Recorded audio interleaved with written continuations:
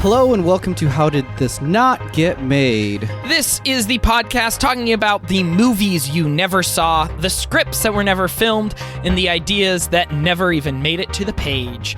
My name is David Spencer. And my name is Batman.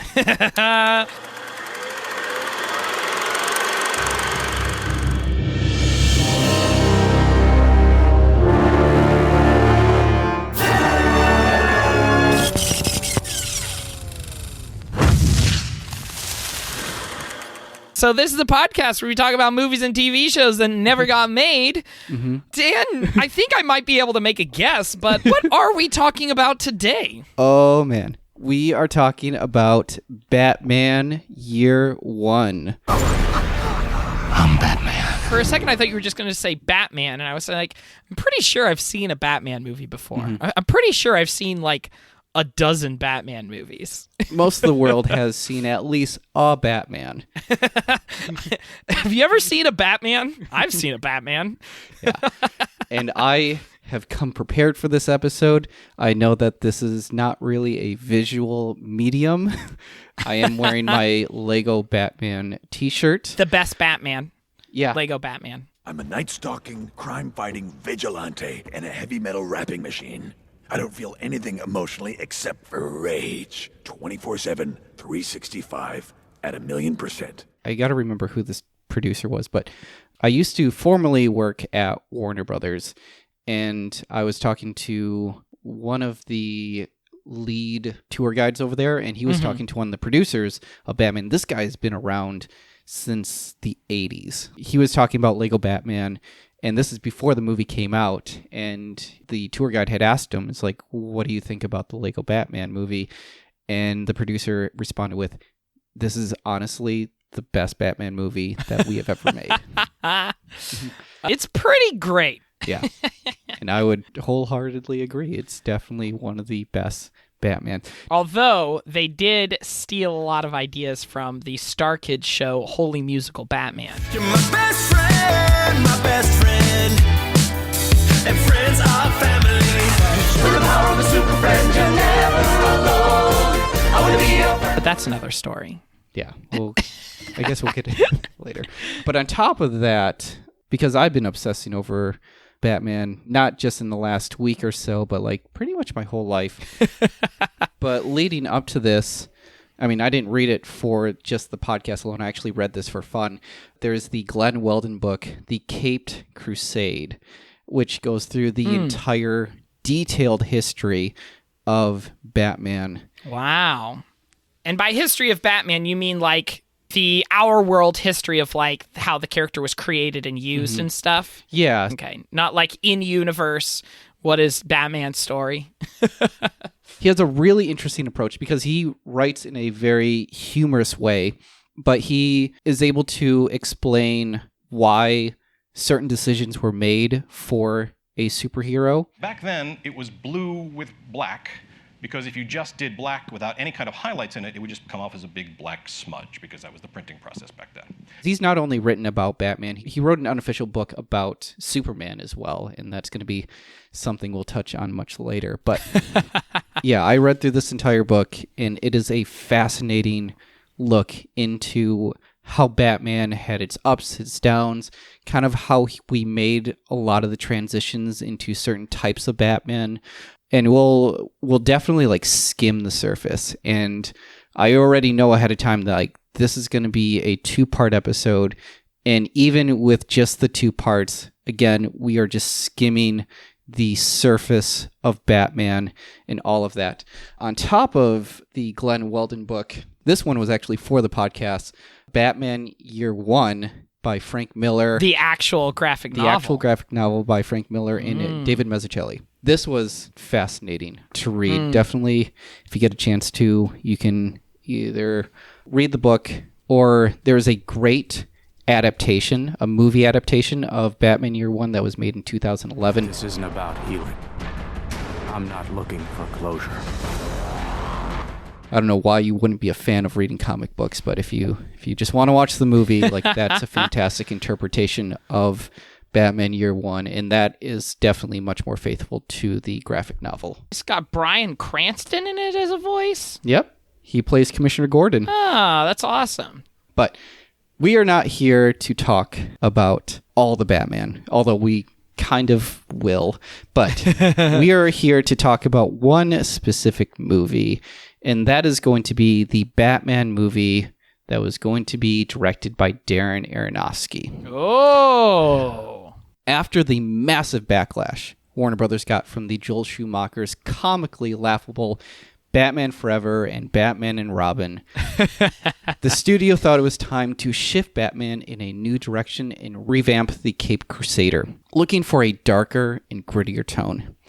DC and WB looked into restarting the story of Batman's silver screen appearance and turned to a young Darren Aronofsky, at the time, and still is, a very strange but very talented actor.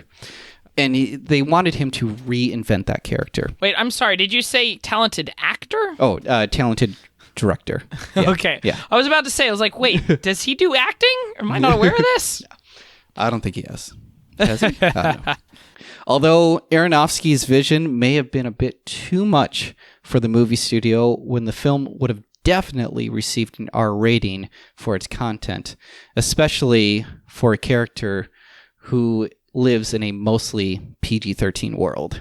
Yeah. Do you have a year on this when they were approaching him? Like where in his career this would have been? This was right after he did Pi. Oh, okay. So that's like after his first movie. Mm-hmm. Okay. So let's back things up a bit, because I think to understand Batman and where they were going at that time, we really should understand where Batman came from. So we're actually going to go way, way back. Batman was originally spelled Bat-Man, much like Spider-Man. Spider-Man. Batman made his first appearance in Detective Comics number 27.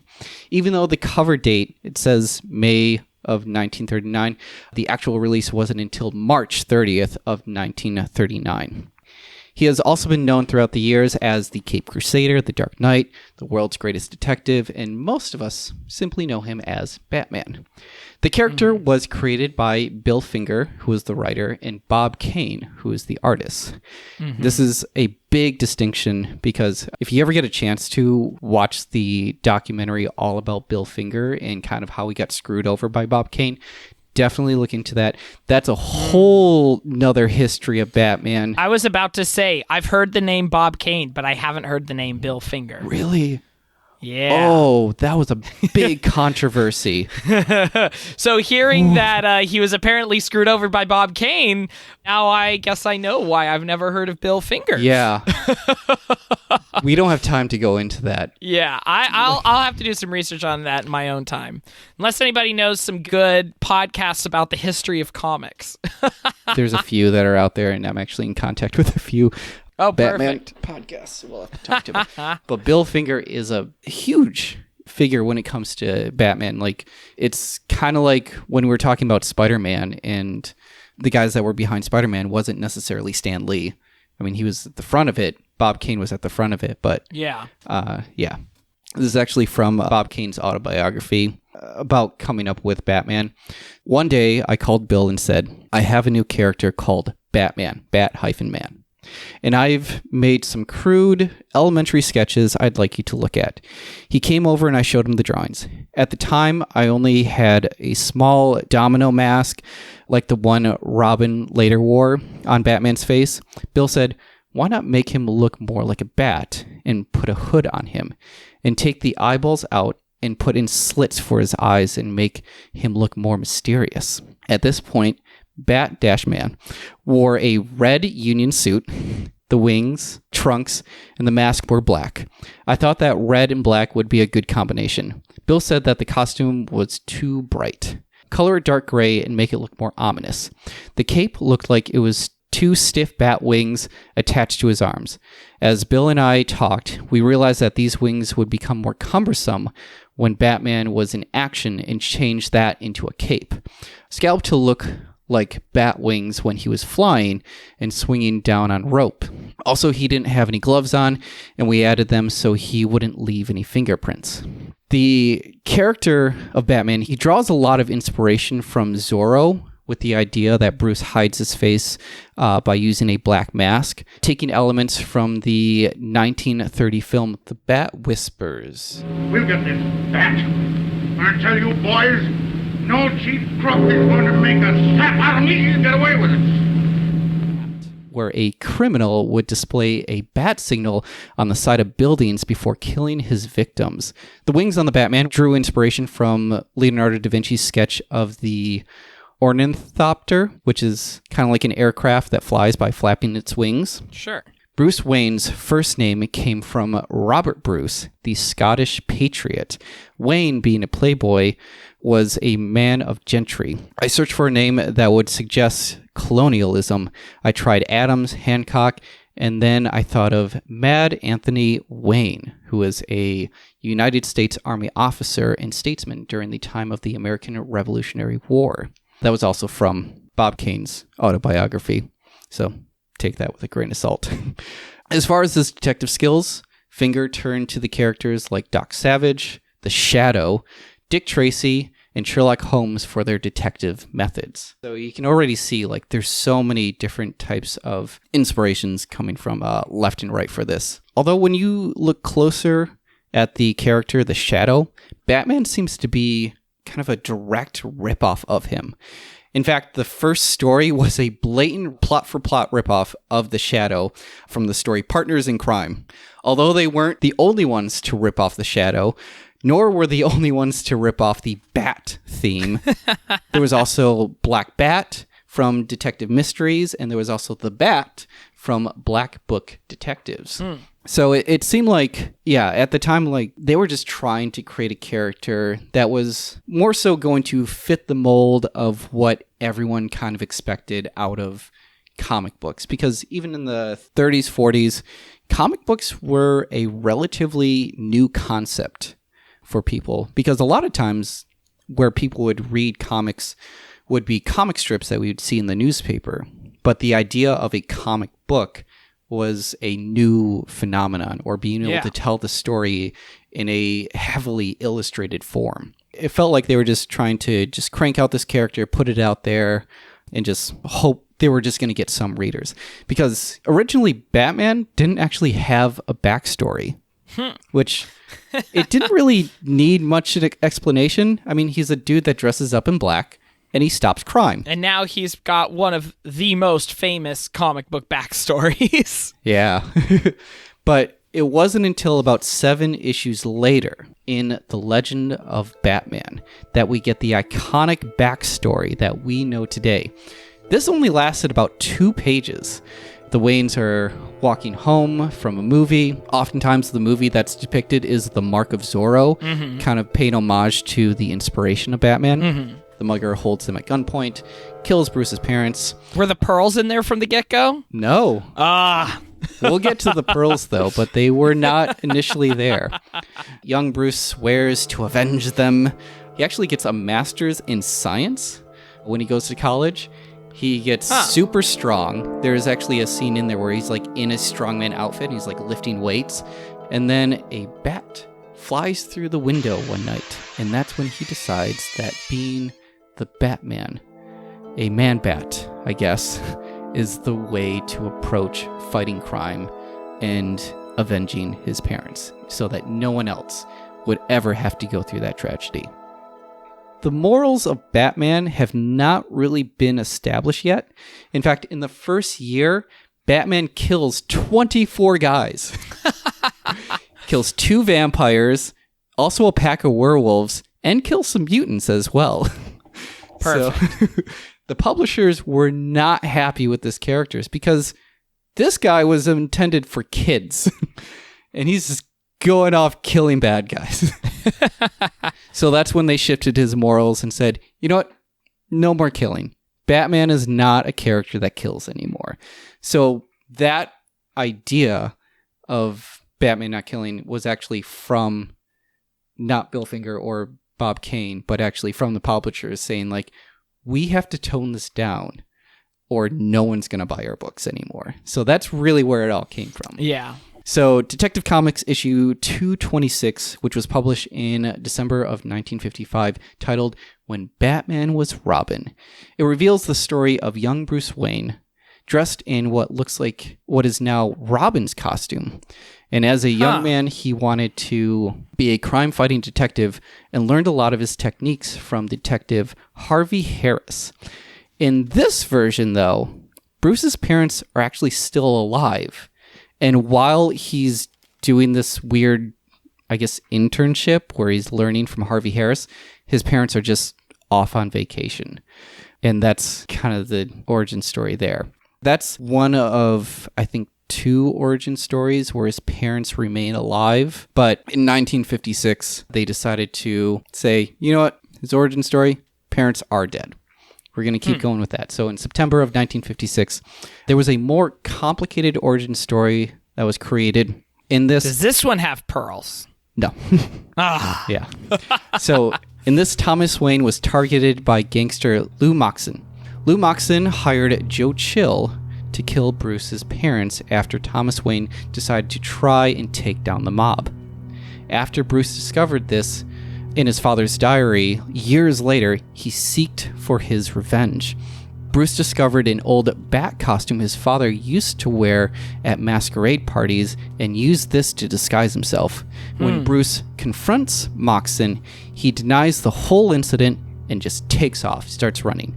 Batman chases him down until Moxon runs out into the street and gets hit and killed by a truck. Oh. Yeah. Later on in the story, we learn of Max Chill, who was the brother of Joe in 1968. So 12 years later. Yeah. This also seems like the origin of Batman bending his own rules, saying, I won't kill anybody, but I'll allow people to die. I'm not going to kill you, but I'm not going to save you either. But in the comic strip, this looked like it was a complete accident. Yeah, that's true. Because that's true. in there, you can see like he's running into the street and Batman actually yells something along the lines of like, watch out or anything like that. Because like, yeah, he didn't want to kill him. But if it's not his doing, then I guess the publishers say that's okay in that case. So this storyline kept going. This is in 1956. 12 years later, we find out in 1968 about Joe Chill's brother, Max Chill. We learn more about Bruce's upbringing. So after the death of his parents, Bruce actually lived with his uncle Philip, who was rarely around, but he was primarily raised by his housekeeper, Mrs. Chilton. We're so close to being a character. But while raising Bruce, she kept an awful secret because her son, Joe Chill, was the man who killed Mr. and Mrs. Wayne. Like, this is the most, as far as like in-depth origin stories, like this is pretty fascinating. Yeah. In 1980, though, we got Len Wein's 3-part miniseries, The Untold Legend of the Batman, which managed to combine all the origins of the previous Batmans. But in this, the added storyline, they had Lieutenant Jim Gordon. He takes Moxon into custody. There also have been many screen adaptations of Batman as well. In 1940, And those have pearls. Not yet. So in 1943, we first see the Caped Crusader, who is portrayed by Lewis Wilson in the film simply titled Batman. And there's one great big bat as big as a man sitting at a desk in the middle of the room. Well, I got so scared I really took a fast powder. Sort of, Batman? Yeah, that's it, a man looking just like a bat. Later in 1949, we got Batman and Robin with Robert Lowry. More than a decade later, that's when we finally get the Adam West Batman TV show and the movie as well. When Superman the movie came out in 1978, and it did really well in the box office, former Batman comic book writer Michael E. Uslan was producing, and his producing partner Benjamin Melniker secured the film rights for Batman and brought a uncredited Superman screenwriter Tom Mekowitz to help with the script for the origin story of Batman. The story would resemble more of what Bill Finger and Bob Kane had in mind. It would be an extended origin story. It would show more of Batman's alter ego, Bruce Wayne. He would have to fight off his most popular villain, the Joker, and the film at the end would introduce Robin. And they were overly excited and prematurely announced that the movie would cost them $15 million and would be released in as early as 1981. But in 1983, the production remained in development hell. The two directors that came and went were Ivan Reitman. He directed Meatballs. He directed Ghostbusters and Stripes. Now, the one that came and went was Joe Dante. He directed Gremlins. They were considered, but they were let go. But next in line was Tim Burton, who had surprised the studio with the success of Pee Wee Herman's Big Adventure. At the time, he was in the middle of directing Beetlejuice. When Burton read Mankiewicz' script, he was not happy with it. And he had this to say about the script. The first treatment of Batman was basically Superman. Kind of makes sense. Only the names were changed. It had the same jokey tone as the story followed Bruce Wayne from childhood through his beginnings as a crime fighter. They didn't acknowledge any of the freakish nature of it. Mankiewicz's script made it more obvious to me that you couldn't treat Batman like Superman or treat it like the TV series because it's a guy dressing up as a bat. No matter what anyone says, that's weird. Which makes sense. Going back to the comics, in 1986, though, we got kind of a revamp of Batman. In 1986, we got Frank Miller's The Dark Knight Returns. And even though I am not a comic reader, I definitely am familiar with this story. This is Frank Miller. He took one of the most deeply established icons, Batman, and he said, what would this man be like as he was nearing 60 and had not been a crime fighter for, say, 10, 15, 20 years? And he did The Dark Knight Returns. Letting it be a cranky old legend, this ravenous old hero. I wanted to bring back that party sense of malice that he had back in his origins. Now, in this iteration, we get a flashback into Bruce's past. The movie fans are probably more familiar with. In this, young Bruce is chasing a rabbit and falls down a hole in the ground that ends up being a bat cave and is surrounded by a swarm of bats. As an adult, Bruce is watching The Mark of Zorro, and this triggers a memory of him and his parents leaving the movie theater. While walking down the alleyway, Bruce looks up to see a bat in the silhouette of the moon. The Waynes are confronted by a mugger, and we see a slow-motion shot of bullet casings flying through the air as shots are being fired, and Mrs. Wayne's pearl necklace is destroyed pearls. and scattered on the ground. So that image of the pearl necklace actually comes from Frank Miller. Oh, okay. There's something just so interesting about like how that image became so recognizable as part of the Batman origin story. Yeah. Have you watched Middleditch and Schwartz, the improv series on Netflix? I haven't. Ben Schwartz and Thomas Middleditch doing long form improv. Yeah. And they filmed 3 specials for Netflix. They're very, very funny. But like in one of them, he starts going into like a story of his flashback, and because it's improv, he just starts doing the Batman origin story, and then as soon as Ben Schwartz sees where he's going with it, he like cuts in and is like, and let me guess, the pearls went everywhere? And like, the pearls went everywhere. And a guy came out in a clown mask. Did he try to steal her pearls? He tried to steal her pearls. Did they go everywhere? They went everywhere. And a kid was watching. It's so iconic. It is. It really is. Didn't the Zack Snyder Watchmen have like a nod to that as well? In the opening credits, there's a shot, because it's like all these still images, and there's a shot that's supposed to be one of the Watchmen interrupting the murder of the Wayne parents. So it's like, this is when the Wayne parents would have been murdered and Batman would have became a thing, but because this is a universe with Watchmen, they're there to stop it. But it's an interesting little Easter egg that he put in there. Interesting. Anyways, sorry to derail. Yeah. Keep on going. No, that's fine. I'm looking at it. Oh, there's no little Bruce Wayne, though. Yeah, there's no little Bruce Wayne, but I'm pretty sure the butler is supposed to be Alfred. Yeah. So when WB had seen the success of The Dark Knight Returns, they were more willing to accept that the tone that Tim Burton was insisting on was more acceptable. Even though Burton admits that he was a big fan of the 1966 Batman, to the point where he would actually run home and watch the TV show, he did not want the tone of his movie to match the campy tone of the television show. For sure. Especially not right after Dark Knight Returns comes out, and it's like the most dramatic interpretation of the character that we've seen. Yeah, WB is on Burton's side. They actually hired on Sam Hamm, who's a huge Batman fan, to actually help write and develop the script. He would also go on to write the sequel, Batman Returns.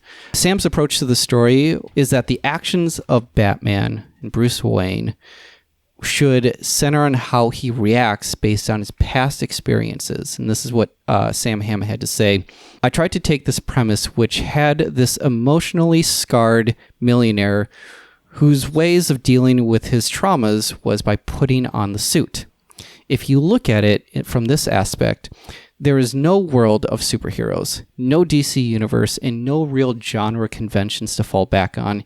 You start taking the character more seriously, and you can ask, what if this guy actually does exist? And in turn, it'll generate a lot of plot for you. So that's an interesting way of looking at it. And even Tim Burton was like right there with him, saying like, this guy puts on a bat suit, and that is strange. That's a strange thing to do. Anyone putting on costumes in fighting crime, it's an odd thing, but what would drive someone to do that? They began casting for Batman, and the actors that they were considering for the lead roles, which were not just for Batman, but for the Joker as well, they were considering Mel Gibson, Alec Baldwin, Bill Murray, Charlie Sheen, and Pierce Brosnan. There's a couple of weird choices on there. Bill Murray? I think he would have been more for the Joker. Oh. Although Pierce Brosnan would have been a very interesting Batman. I can see him being a really good Bruce Wayne. And I mean, you know that he can do action because he absolutely does 007. So yeah, no, he would have been a really interesting choice. Mm-hmm. One thing that because I guess he was big at the time, they were actually considering Arnold Schwarzenegger. They cool, bird boy. Arnold Schwarzenegger just gets considered for everything. Yeah, I mean, he was a big movie actor. Like, he looks like someone that can beat up people. Yeah, of course you would want sure. someone like that. They wanted someone who was like jacked in this case. But then Tim Burton had brought up Michael Keaton because he had recently directed him in Beetlejuice. His reasoning for it is that Michael Keaton is not someone that you would suspect as a superhero, which I thought was an interesting concept. He's believable as a playboy philanthropist, but when he puts on that suit, he transforms into that hero, and that's when you believe that he can actually take down bad guys. Yeah. It worked out really well, but I know that at this time, like, so many people were protesting him being in this movie because, like, Batman is a beloved character.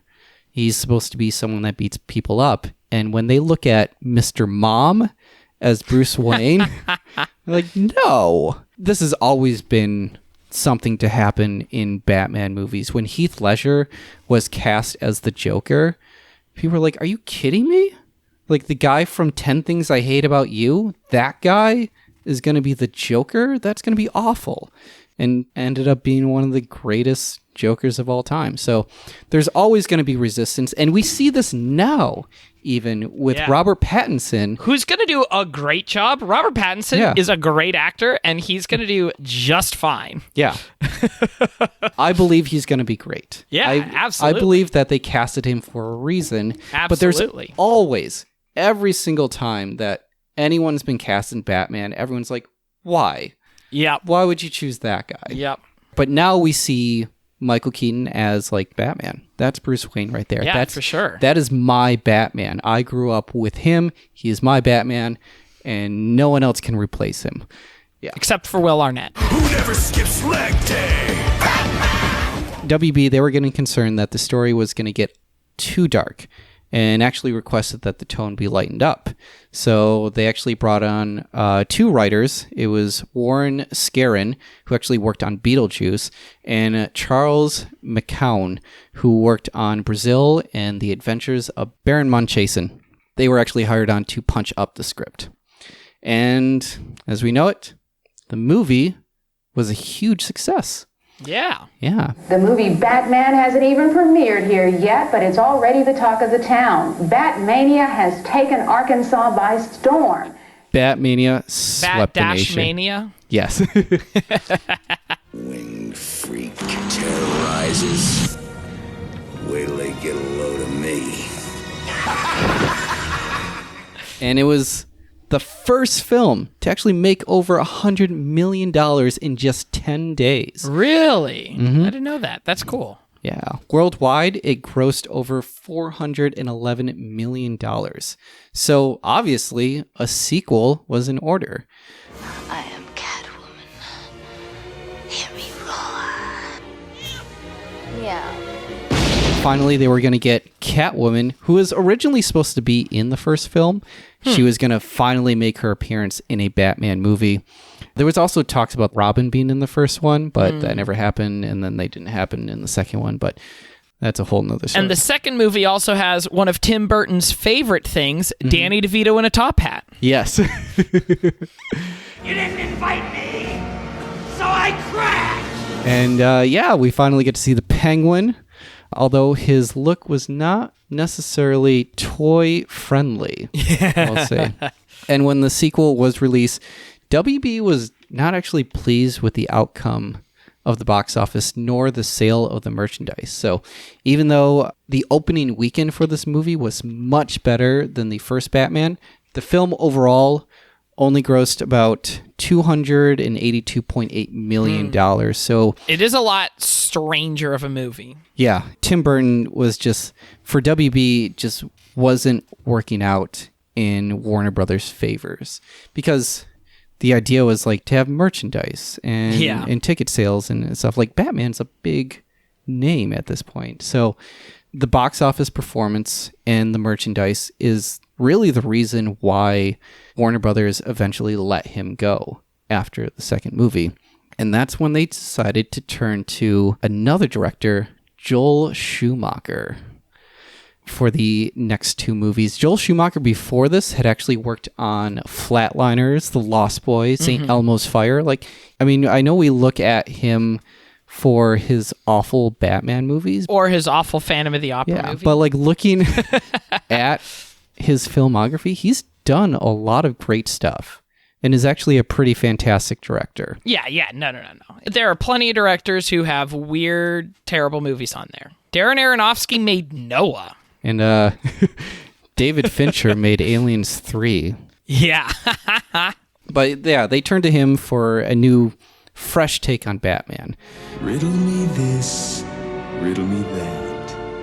Who's afraid of the big black As soon as Michael Keaton heard that Tim Burton was out, and after reading the script in this new adaptation, he was out. He did not want a piece of this movie at all. And that's when they decided to cast Val Kilmer as the Caped Crusader. The car, right? Chicks love the car. And even though Billy D. Williams was casted originally for Harvey Dent, He plays him in Batman Returns, I think. he's in the first Batman movie. I believe Billy D. Williams plays Two-Face in Lego Batman. He does? I believe so. Oh, that's awesome. Oh, he got to be Two-Face. There's another casting in there that we won't touch on this episode, but was very satisfying for me. Sure. We'll get to that later. Anyway, so Billy D. Williams was taken off and was replaced with another 3-named actor, Tommy Lee Jones, to play Harvey Dent, and his alter ego, Two-Face. If the Bat wants to play, we'll play. In the box office, the film did much better than Batman Returns.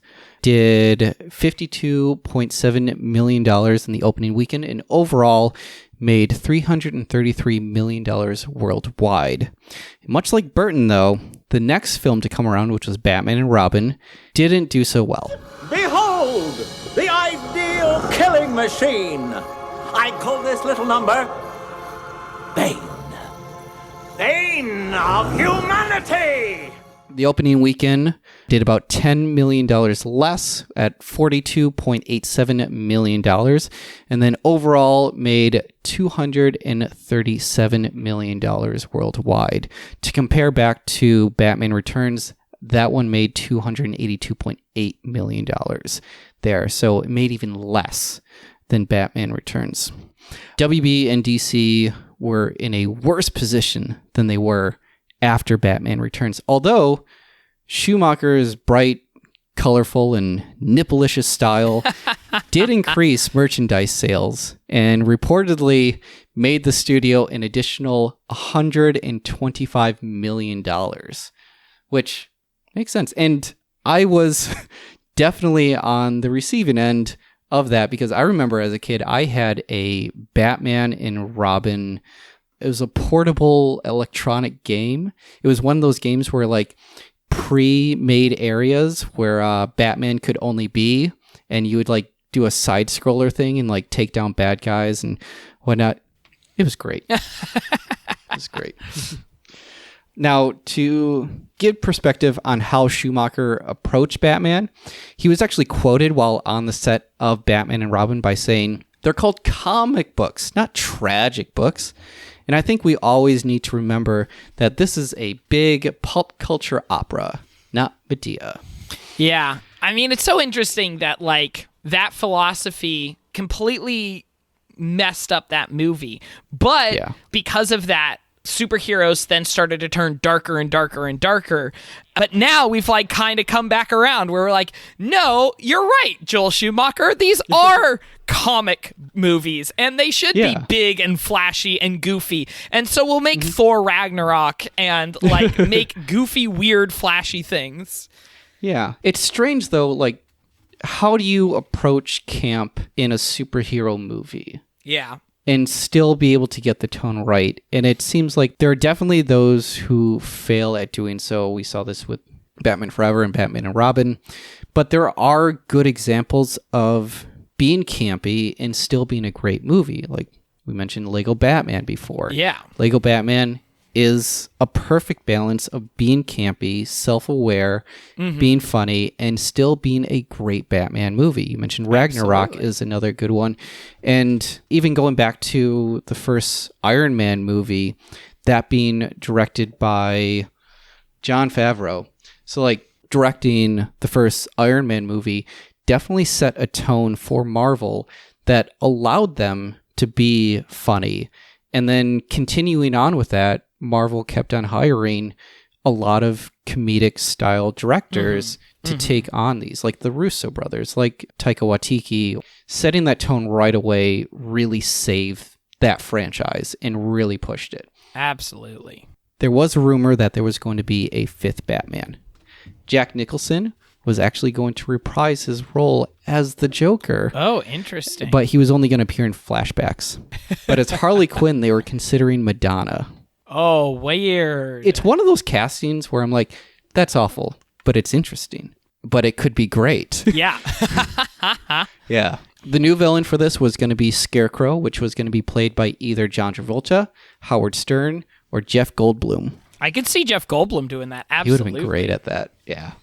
Like I mentioned, Jack Nicholson coming back in flashbacks. That was actually going to be induced by the Scarecrow when he like gives off his fear dust or whatever it is. Even though the rumors of the fifth Batman movie was squashed, there was a script floating around written by Mark Protasevich.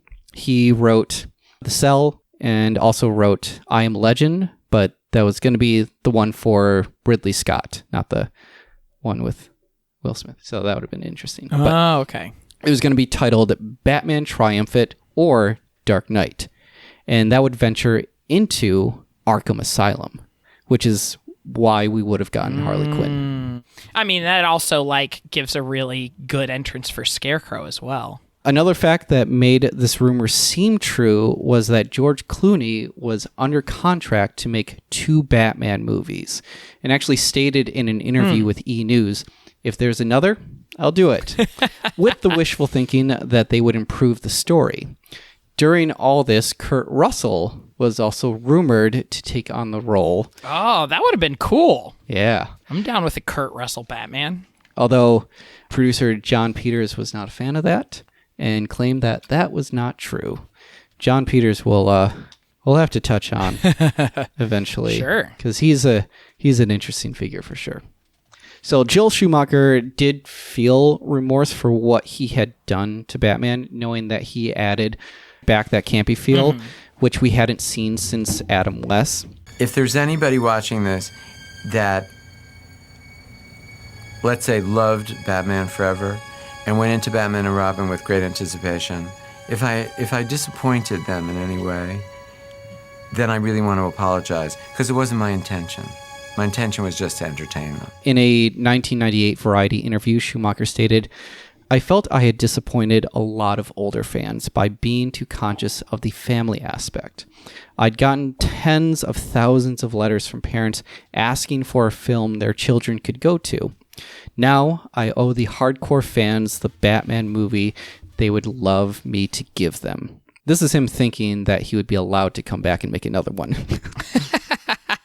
He even asked WB's production chief, Lorenzo Di Bonaventura, if he could, by stating, "I would do it on a much smaller scale, with less villains and truer in nature to the comic books." He said this with the idea that he would draw from Frank Miller's Year One series. So now we enter Batman Year One, which is by Frank Miller, but also he partnered with David Mazzucchelli, who had both worked together on Daredevil Born Again, all about Matt Murdock's origins as Daredevil. Now, Batman Year One would have been the initial inspiration for what would be Darren Aronofsky's Batman movie, and more loosely by Christopher Nolan. The books were published between February and May of 1987. At this time, Batman seems to have split into two directions. There was the campy Adam West Super Friends animated Batman, which was beloved by kids, and the studios wanted to sell toys. And then there was the dark, gritty, grieving, make you shit your pants Batman that adults would read about in the comics. Yeah. Miller dove into the darker Batman, and DC was okay with this just because they knew they had an audience for this story. This story was going to be different. With a lot of comic book characters, we get the idea of who they are and what they stand for, which is justice and fighting bad guys. Yeah. And we get a brief origin story, like they're an alien on Earth or something like that. What we don't typically get is a change in that character. They often are met with a challenge, and we watch as they defeat their foe. But they don't really come out different from there. For Batman, Year One, Miller wanted to explore the change in a character. We got a glimpse into the alleyway scene, which we've seen over and over and over again. There was no need to beat a dead horse anymore. Instead, Miller wanted to explore how Batman got from point A, young Bruce Wayne, filled with grief and revenge, to point B, full-on crime-solving, ass-kicking Batman. How do we get there? Wanted to take something that was initially 2 pages of comics in the original first version of the origin and turn it into an entire series. Exactly. What's great about the story is that it's not just about Bruce, but there's also a parallel story with Lieutenant James Gordon happening at the same time. So, like, if you read the comic book, and even if you watch the movie, it feels like Bruce Wayne, Batman, and Lieutenant Jim Gordon, they pretty much share the same amount of screen time as each other. And it's a fascinating story because you see, and we see this in Nolan's films as well, where it's about people fighting corruption and the different approaches that they take on doing so. You see Bruce Wayne's approach of approaching justice by using Batman. You see Harvey Dent using the legal system. You see Lieutenant Gordon, James Gordon, using the police system in order to fight these, and from different angles. Even the Joker is fighting corruption in his own way. All you care about is money. This town deserves a better class of criminal. It's fascinating to see these parallel stories working together, and the first time we ever see that is in Frank Miller's Year One. Schumacher, he was let go from the Batman property. Well, I can respect your opinion. Sadly, I'm not good at rejection. I'm afraid you'll have to die. And that'll conclude part 1 of Batman Year 1, the history of Batman. Make sure you listen to next week's episode to find out what happened to Batman after WB let go of Joel Schumacher. All right. Well, thank you everybody so much for listening. You can find more episodes by going to pipedreampodcast.com and find all of our other shows like The Weird Alphabet, Come On Fahooglepods, Escape from Walt Disney. All of that is at pipedreampodcast.com. And where can people find our social media, Dan? On Twitter, we are at HDTNGM, and on Instagram, we are at How Did This Not Get Made? And then you can email us if you have any ideas for future episodes, or if we missed anything, which we often do. We are at notgetmade@gmail.com. Thank you, everybody, again for listening. We'll see you next time. Bye.